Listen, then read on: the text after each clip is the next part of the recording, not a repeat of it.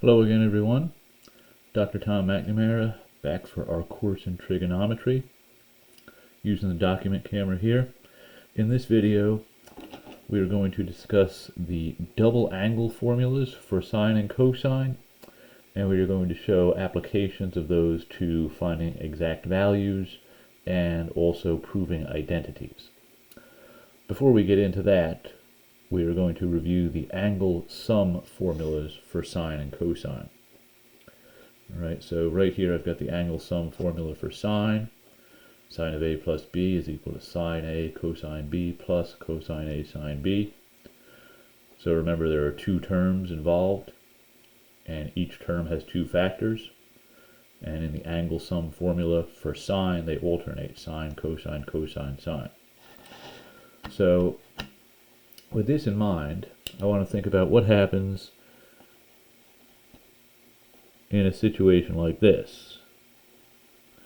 Okay, what if these two terms were identical? What if these two values were the same? Okay, well then you'd get this over here on the right.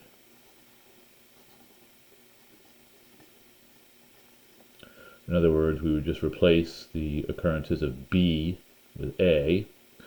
But now notice both of these are actually the same. You got sine A, cosine A, sine A. Multiplication is commutative. You can switch those.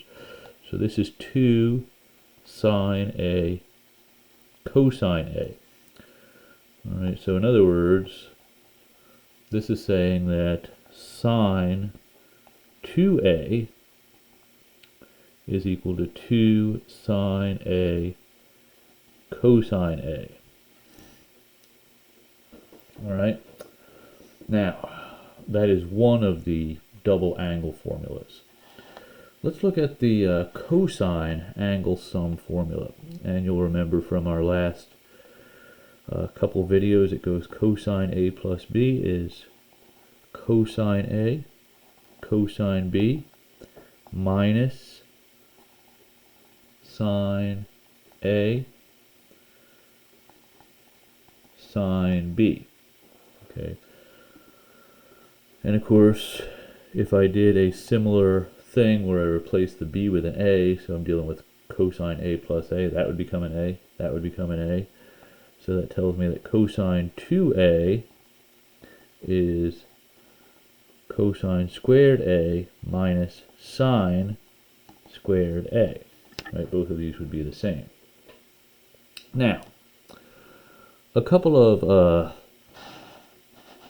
applications of the Pythagorean identity will help us out here. It's going to give us some flexibility. There are actually three versions of this double angle formula I'm going to need you to know. You'll remember the Pythagorean identity, of course. It says this: sine squared A plus cosine squared A equals 1. And there are some useful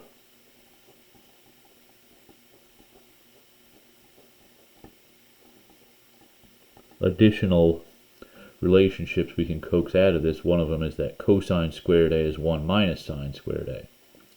So I could take that up here, replace the cosine squared A in the double angle formula, and I'd get this: 1 minus 2 sine squared A. If you're wondering where this came from, remember, this replaces cosine squared. I still have another sine squared. I still have another minus sine squared. Alright. Now another implication, another additional relation we can get out of the Pythagorean identity is that, of course, sine squared A equals 1 minus cosine squared A. So what we can do is replace the sine squared. Alright, now don't forget it's minus out here, so the minus would have to get distributed. That'd be a minus 1 plus cosine squared. So it'd actually become 2 cosine squared A plus 1. Okay, so this is the double angle formula for cosine. And up here, we've got the double angle formula for sine. Okay, so I'd recommend memorizing those formulas just like we've memorized the angle sum and difference formulas. let's do a couple applications of these to finding exact values. Okay, so here's our first one. If cosine A is -3/8 with the angle A in quadrant 3, find sine 2A. So sine 2A is 2 sine A cosine A, double angle formula. All right, now we know the value of cosine A. We were given that in the problem. -3/8. We're going to need to do a little bit of work to figure out the value for sine A. Now they tell me in the problem that my angle is a quadrant 3 angle. Okay, so quadrant 1, quadrant 2, quadrant 3. And the cosine is -3/8. All right, so that means that's -3 and that's an 8. Okay, I can use the Pythagorean theorem to figure out this missing length. Okay, I made myself a little right triangle there. And it would tell me that -3 squared plus y squared is equal to 8 squared. Okay, that's of course a 9. So y squared equals, now let me think here, 64, that's 8 squared, minus 9, that's 55. So y equals negative radical 55. Why is it negative? Well, I'm in quadrant 3. So I've gone to the left, I've gone down. So in other words, this point, the point on the terminal side of my angle, is -3 comma -√55. And that tells me what to put right here.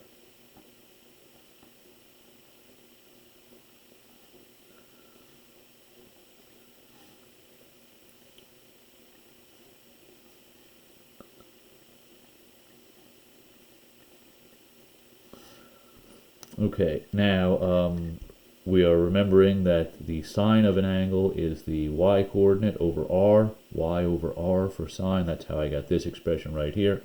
And then I just multiplied them out. I suppose I could simplify this is even, this is even. So 3 radical 55 over 32 would be the exact value of sine 2a. All right, so we were looking for sine 2a. We were given the cosine of that angle. Applying the double angle formula, we not only need the cosine, we need the sine. That's why we had to do that little bit of extra work. Let's do another one kind of like that. Cosine x equals -3/4. Find cosine 2x. All right, now this one's actually going to be a little easier. We know that cosine 2x, applying the double angle formula, would be equal to cosine square x minus sine square x. And we could, if we needed to, we know what the cosine is, we could try and figure out the sine. But there is a version, you'll remember, there's a version of the double angle formula for cosine that involves exclusively cosine. Okay, so they told us what cosine x was, so this is 2 -3/4 squared plus 1. Okay, so -3/4 squared, that is 9 over 16. Multiply that by 2, you get 9 over 8 plus 1.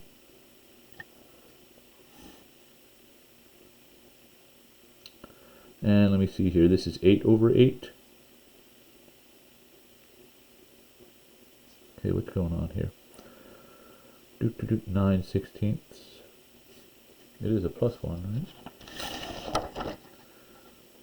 right? So if I did that... Oh, shoot. This should have been a -1. Got a little mess up in my double angle formula there. It's 2 cosine a squared minus 1. which is I knew something was wrong here because I was getting a value for cosine that was bigger than 1. And now I see, okay, I'm getting the correct value here. Okay, so cosine, 2 cosine squared x minus 1. So the value of cosine 2x would be 1/8. Okay. So let's go ahead and look at some identities here. So we applied those to some exact values. Let's go look at some identities. So we are asked in this example to prove 2 sine 2x is equal to 4 over tan x plus cotan x. So as before, we're going to start on the more complicated side.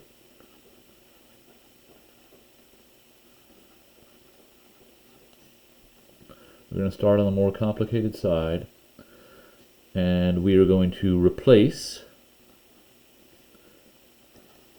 everything and going to rewrite it so that it just involves sine and cosine. So this will be sine x over cosine x plus cosine x over sine x.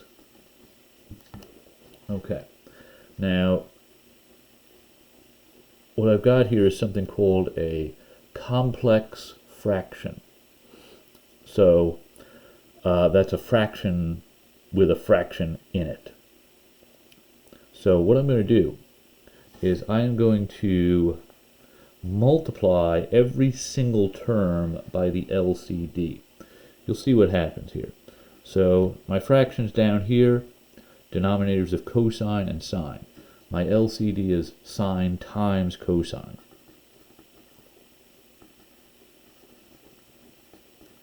So I'm going to multiply every single term by sine x times cosine x.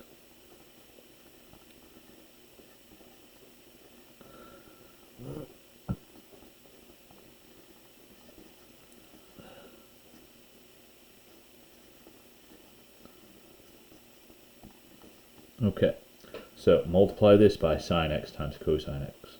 Multiply this by sine x times cosine x. And lastly, multiply this by sine x times cosine x. You'll see I'll get a lot of canceling. That cancels. That cancels. So in my numerator, I've got 4 sine x cosine x. There was no canceling up there.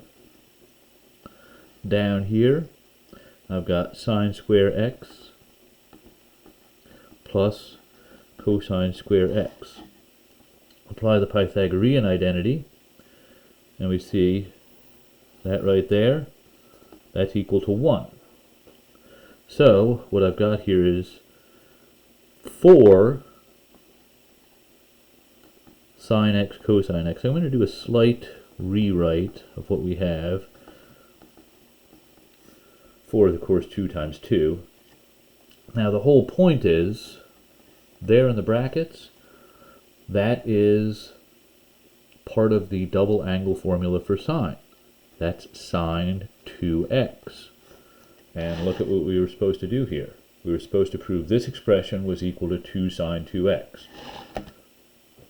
And it comes down to an application of the Pythagorean identity, recognizing that sine squared plus cosine squared is 1, and an application of the double angle formula.